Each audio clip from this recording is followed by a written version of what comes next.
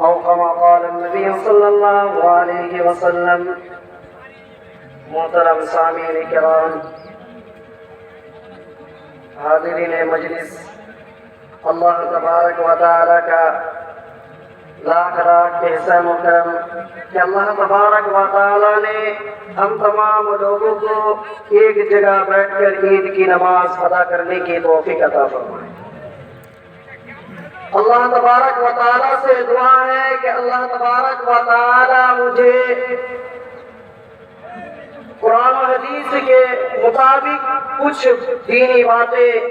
عرض کرنے کی توفیق عطا فرمائے اور ہم تمام لوگ ان باتوں پر عمل کرنے کی توفیق عطا فرمائے۔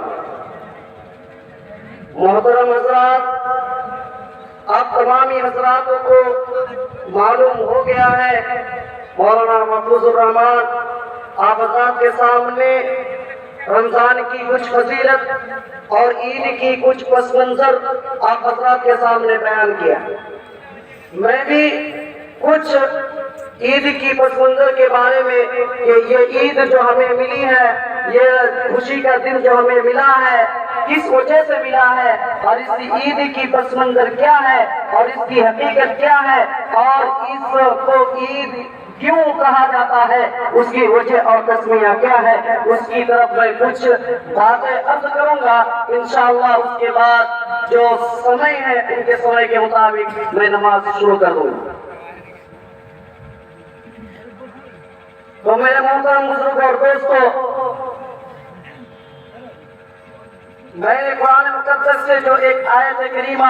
تلاوت کی ہے اس کی تھوڑا سا ترجمہ اور مفہوم یہ ہے کہ اللہ تبارک و تعالی ارشاد فرماتے ہیں، یا ایھا الذین آمنوا کتب علیکم الصیام، کہ ایمان والو تم پر روزے فرض کیے جیسا کہ پہلے امتوں پر روزہ فرض کیا گیا۔ اور روزہ فرض کرنے کا مقصد اور حکمت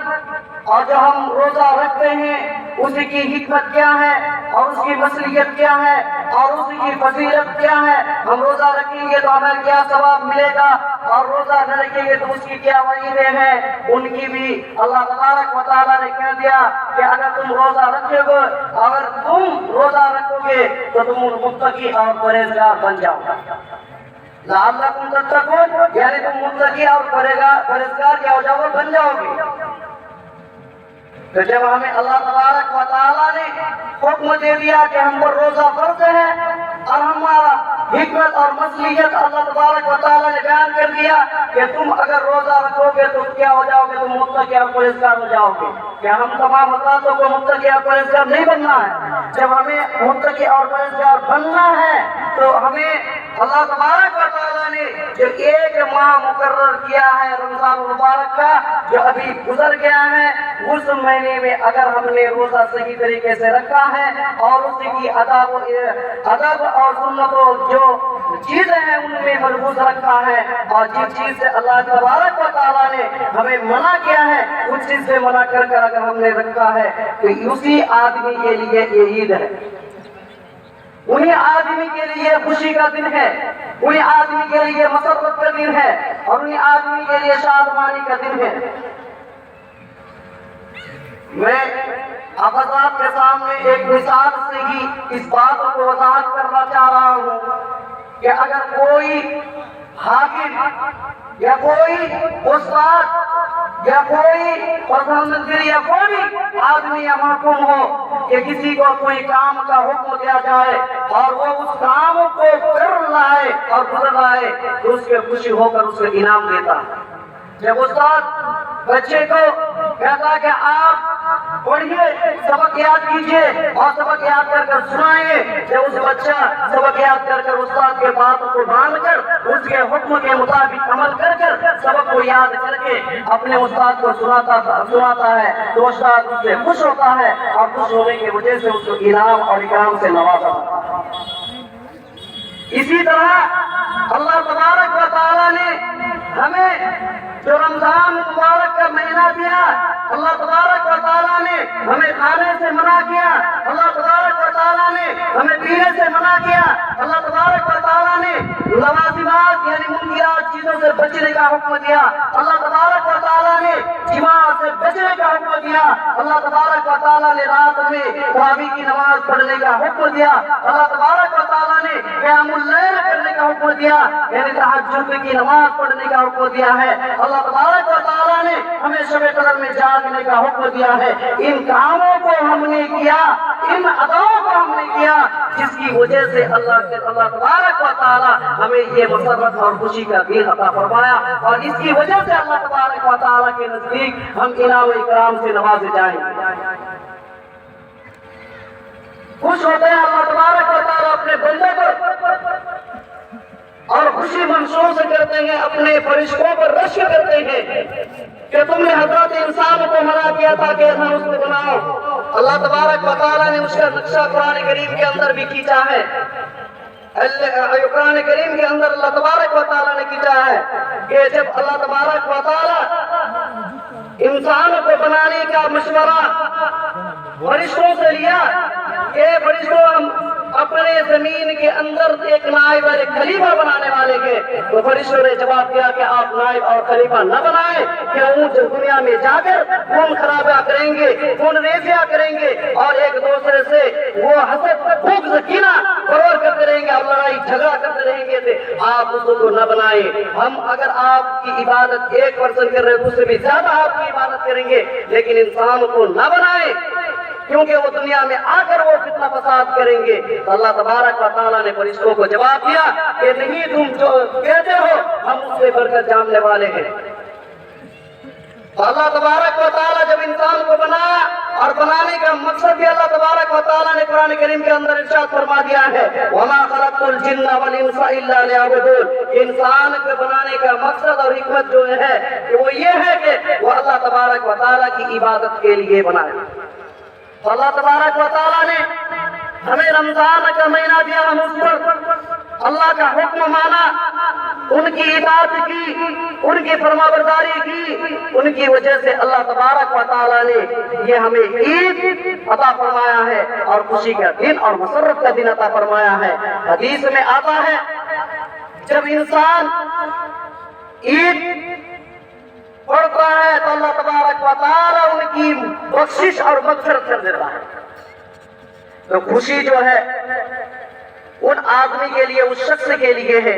جو اللہ تبارک و تعالیٰ کا حکم کی اطاعت کی، اللہ تبارک و تعالیٰ کا فرمان بجا لایا، نبی پاک صلی اللہ علیہ وسلم کی اطاعت کی، اور ان کی سنتوں کے مطابق چلا اور روزہ رکھا۔ ان کے لیے عید ہے، ان کے لیے خوشی ہے، ان کے لیے مسرت ہے۔ میرے محترم بزرگ اور دوستو، حدیث طبرانی کی روایت ہے، ابو سعید ابن اوس روایت کرتے ہیں نبی پاک صلی اللہ علیہ وسلم سے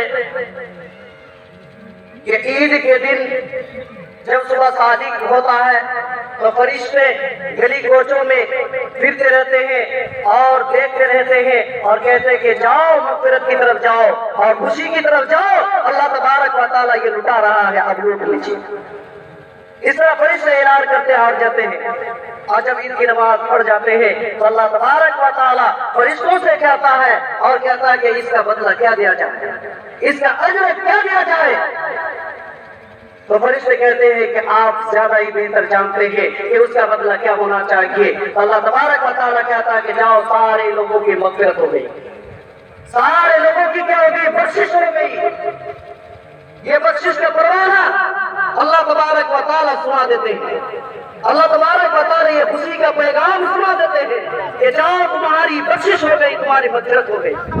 اس سے بڑھ کر اور کیا چیز ہو سکتی ہے؟ جب اللہ تبارک و تعالیٰ نے خوشی کا پروانہ دے دیتا ہے، اللہ تبارک و تعالیٰ مغفرت کا پروانہ دے دیتا ہے، تو اس سے بڑھ کر اور کیا چیز ہو سکتی ہے؟ ہم اگر غفلتی میں پڑے ہوئے ہیں، ڈوبے ہوئے ہیں، اور جس کی وجہ سے ہمیں رمضان المبارک کا جو مقدس مہینہ تھا وہ مقدس مہینے میں ہم نے گنوا دی، ایسے کی ٹائم پاس کرتے ہوئے زندگی گنوا دی۔ یہ رمضان کا مہینہ اب کسی کو مل سکتا ہے، نہیں مل سکتا، کوئی گارنٹی نہیں ہے، کیونکہ اللہ تبارک و تعالیٰ نے خود قرآن کریم کے اندر کہا دیا ہے اذا جاء اجلها، کہ جب آدمی کا وقت ہو جائے، آدمی کا سمے ہو جائے، تو اس کا نہ 1 منٹ آگے ہو سکتا ہے، نہ 1 منٹ پیچھے ہو سکتا ہے، کوئی نہیں، جب بھی اس کا وقت ہو جائے گا وہ دنیا سے چلے جائیں گے۔ اسی لیے میرے محترم بزرگ اور دوستو، اگر اللہ تبارک و تعالیٰ اگر حیات دی اور سامنے اگر رمضان المبارک کا مہینہ ملے تو اس میں زیادہ سے زیادہ کیا کرنا چاہیے؟ عبادت کریں، اللہ تبارک و تعالیٰ کی طرف رو لگائیں، اور حسد، کینہ، بغض اور دشمنی، ان تمام بیماری جو ہیں یہ نیکیوں کو جلا دیتا ہے۔ ان بیماریوں سے ہمیں کیا کرنا ہے؟ پرہیز ہونا ہے۔ یہ حسد ایک ایسی بیماری ہے جس کی وجہ سے نیکی آپ کو جلا دیتے ہیں، جس طرح آگ میں لکڑی کو جلا کر راکھ کر دیتا ہے، اسی طرح یہ کیا ہو جاتا ہے؟ یہ نیکیاں، حسد کی بیماری جو ہے یہ نیکیاں کو جلا دیتا ہے۔ آپ دیکھیے ہمارے اندر کتنے حسد پڑے ہوئے ہیں، یہ دوسرے سے نفرت کرتے ہیں، یہ دوسرے سے جلد ملتے ہیں، اور کوئی ترقی کرتا ہے اس سے جلتا ہے، کوئی اگر آگے بڑھتا ہے تو اس سے جلتا ہے۔ یہ جلنے کا بیماری کو آپ چھوڑیے، اگر وہ بڑھ رہا ہے آپ اس کو تمنا کیجیے، آرزو کیجیے کہ اللہ اس کو مالدار بنایا ہے، ہم کو بھی مالدار بنا دیجیے، ہم کو بھی اس جیسا بنا دیجیے۔ یہ نہیں کہ ان کی نعمت ان کو ملی ہے تو ان کی نعمت چھن جانے کے لیے آپ دعا کیجیے۔ রাস্তার লোকগুলোকে একটু ইঙ্গিত করে দাও, টাইম হয়ে গেছে। حسد ہوئی یہ چیز شریعت میں ٹھیک نہیں ہے۔ آپ رشک کر سکتے کہ اللہ تبارک و تعالیٰ نے ان کو مالدار بنایا ہے، اللہ تبارک و تعالیٰ نے ان کو صاحب نصاب بنایا ہے، تو ہمیں بھی اس جیسا بنا دے۔ اے نہیں کہ ان کی نعمت چھین کر میرے پاس آ جائے، یہ چیزیں شریعت میں جائز نہیں ہے۔ میرے محترم بزرگ اور دوستو، জানে না এই যে 7:30 জামাতে হবে একটু অ্যালাউন্স করতে জোর করে। کہ حضرات کہ جو راستے میں ہے سمے ہونے والا ہے، آپ جلدی سے جلد عیدگاہ حاضر ہو جائیں۔ تو میرے محترم بزرگ اور دوستو، تو عید کی جو کچھ پس منظر ہے، ایک حدیث میں اللہ کے نبی علیہ الصلوۃ والسلام کا فرمان ہے کہ جب عید کا دن ہوا تو اللہ کے نبی علیہ الصلوۃ والسلام راستے سے چلے اور عید کی نماز پڑھتے ہوئے تو کچھ بچوں کو دیکھا کہ وہ ایک طرف کھڑے ہو کر کیا کر رہے ہیں؟ خوشیاں منا رہے ہیں، ایک دوسرے سے گلے مل رہے ہیں، ایک دوسرے سے عید کی مبارکباد پیش کر رہے ہیں، اور خوش آمدید اور جو الفاظ ہو سکتے ہیں ان کے ساتھ مل رہے ہیں۔ اتنے میں اتفاق میں اللہ کے نبی علیہ الصلوۃ والسلام کا ایک طرف نظر پڑی، ایک آدمی کو دیکھا کہ وہ ایک بچے کو دیکھا کہ وہ بیٹھ کر کونے میں رو رہا ہے۔ اللہ کے نبی علیہ الصلوۃ والسلام کی ان کی طرف نظر پڑی اور وہ بیٹھ کر رو رہا ہے۔ جب اللہ کے نبی علیہ الصلوۃ والسلام نے اس بچے سے پوچھا کہ آپ کیوں رو رہے ہو، اس کی وجہ کیا ہے، آپ کیوں خوشی میں